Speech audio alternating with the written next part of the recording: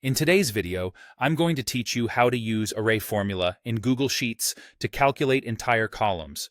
We'll start by turning a regular formula into one that fills results down automatically. First, write your basic formula as if it were for a single row, like A2 plus B2.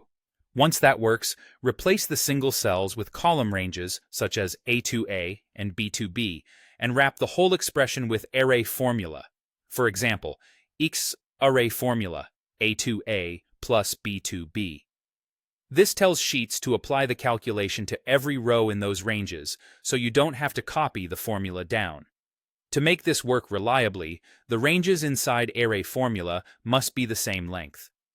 A common best practice is to start all ranges at the same row, usually the first row of data, like row 2, and let them extend to the bottom, for example, A2A paired with B2B.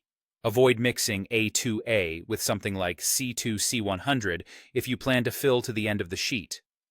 Keeping ranges aligned prevents mismatched results or errors. Place your array formula in the top cell of the target output column, typically the first data row under your header. If your header is in row 1, you'll usually enter the formula in row 2.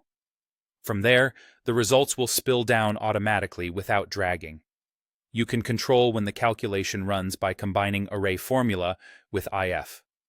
For instance, to only calculate when the first input isn't blank, use something like array formula if A2A, A2A plus B2B, so. This checks each row, performs the math when there's data, and otherwise leaves the cell empty, which keeps your sheet tidy.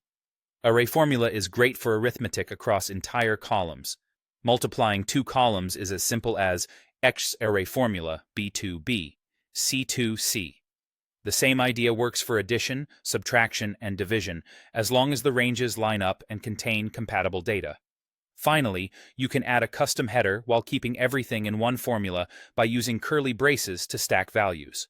For example, L/total, array formula B2, B, C2, C. The text total becomes the header, and the semicolon places the array formula results directly below it. Enter this where you want the header to appear,